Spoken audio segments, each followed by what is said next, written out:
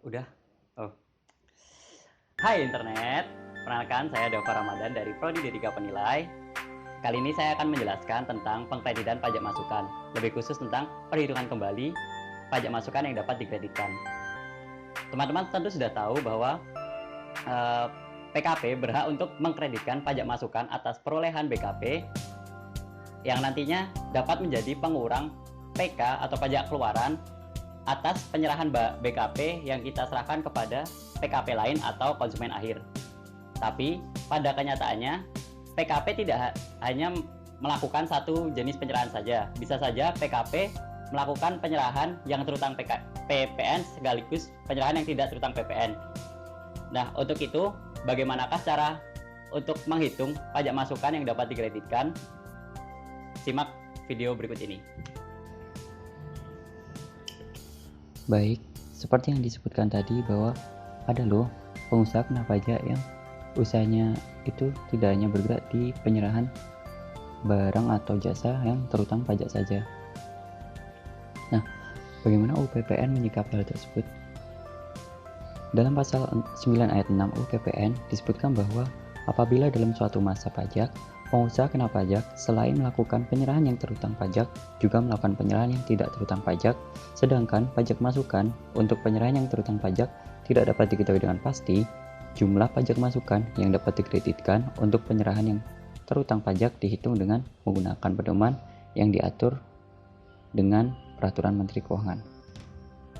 Nah, Peraturan Menteri Keuangan yang mana sih yang mengatur pedoman hal tersebut? Peraturan Menteri Keuangan yang dipakai dapat dilihat pada layar. Di dalam PMK tersebut disebutkan bahwa apabila pengusaha kena pajak selain melakukan penyerahan yang terutang PPN, juga melakukan penyerahan yang tidak terutang PPN atau PPN-nya memperoleh fasilitas dibebaskan, maka perlakuan terhadap pajak masukan sehubungan dengan perolehan BKP yang terkait dengan kedua jenis penyerahan tersebut ditentukan sebagai berikut. Pertama, pada dasarnya dapat dikreditkan seluruhnya pada masa pajak perolehan BKP. Kedua, dihitung kembali untuk mengetahui jumlah PPN yang seharusnya tidak dapat dikreditkan, namun terlanjur dikreditkan untuk disetor kembali ke kas negara dengan cara diperhitungkan dengan pajak masukan yang dapat dikreditkan paling lama pada bulan ketiga pada tahun buku berikutnya. Ketiga, untuk BKP yang memiliki masa manfaat lebih dari 1 tahun, apabila sudah melebihi masa manfaat, maka tidak perlu dilakukan penghitungan kembali. Baik, selanjutnya ada variasi kegiatan usaha PKP. Yang pertama adalah PKP yang melakukan kegiatan usaha terpadu. Misalnya, PKP dengan jenis usaha industri minyak jagung memiliki unit usaha perkebunan jagung dan unit usaha pabrikasi. Perusahaan selain menyerahkan minyak jagung sebagai BKP juga menyerahkan jagung sebagai non-BKP. Yang kedua ada PKP yang melakukan kegiatan penyerahan yang terutang pajak dan tidak terutang pajak. Contohnya, perusahaan hotel selain menyewakan ruangan untuk penginapan yang merupakan non-JKP juga menyewakan ruangan sebagai kepada pengusaha lain untuk tempat usaha. Yang ketiga, PKP yang melakukan kegiatan usaha menghasilkan, memperdagangkan BKP dan penyerahan JKP dan non-BKP. Misalnya, dealer kendaraan bermotor memiliki kegiatan usaha jasa penyewaan mobil dan jasa angkutan umum darat. Yang keempat, ada PKP yang atas kegiatan penyerahannya sebagian terutang pajak dan sebagian lagi tidak terutang pajak. Contohnya, PKP di bidang industri farmasi menyerahkan produk berupa obat terutang pajak. Selain itu memiliki unit usaha rumah sakit yang menyerahkan jasa pelayanan kesehatan medik tidak terutang pajak. Baik, lalu di sini ada beberapa mekanisme penkreditan PM. Di mekanisme yang pertama tersebut, misalnya kita membeli truk dan truk itu hanya digunakan untuk penyerahan minyak jagung tadi, yang jelas minyak jagung tersebut adalah penyerahan yang terutang PPN. Di mekanisme kedua, PM tidak dapat dikreditkan itu jika kita membeli truk dan truk itu digunakan untuk penyerahan jagung, hanya penyerahan jagung, sehingga PM dari truk tersebut tidak dapat dikreditkan.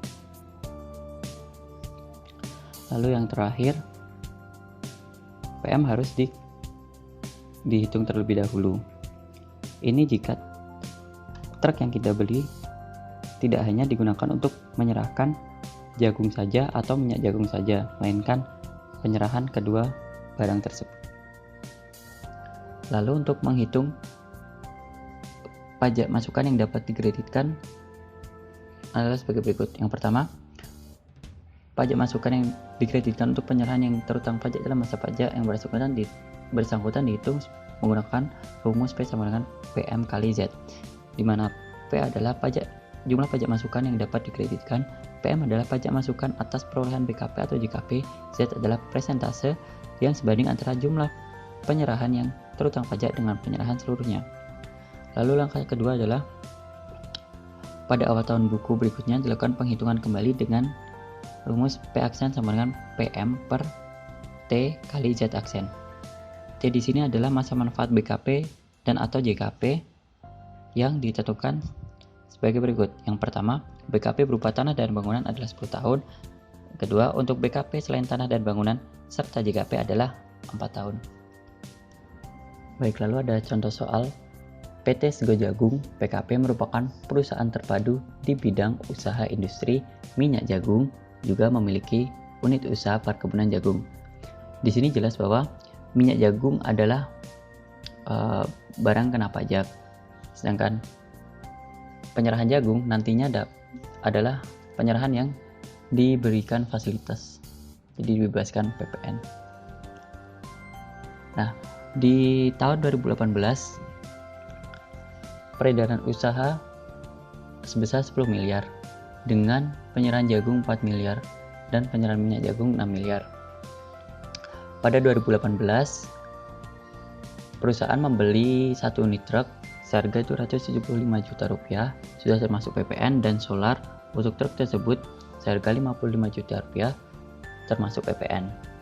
Bagian pemasaran menyebutkan bahwa rata-rata jumlah penyerahan yang terutang pajak sebesar 70%. Berapa PM yang harus diperhitungkan kembali? Baik, untuk pengerjaannya adalah kita harus menghitung terlebih dahulu PM truk yang dapat dikreditkan dan yang telah dikreditkan selama 1 tahun. Selanjutnya kita menghitung kembali PM yang dapat dikreditkan dengan Z aksen adalah persentase dari penyerahan BKP yang sebenarnya. Lalu kita mengurangkan kedua hasil tersebut untuk mendapatkan PM truk yang harus diperhitungkan kembali. Selanjutnya untuk solar, caranya hampir sama. Bedanya adalah di sini tidak perlu dibagi dengan T karena masa manfaat solar kurang dari 1 tahun. Nah, sudah ketemu PM solar yang harus diperhitungkan kembali. Kita tinggal menambahkan kedua PM tersebut. Terima kasih telah menonton video saya. Semoga bermanfaat. Sampai jumpa di lain waktu. Assalamualaikum warahmatullahi wabarakatuh.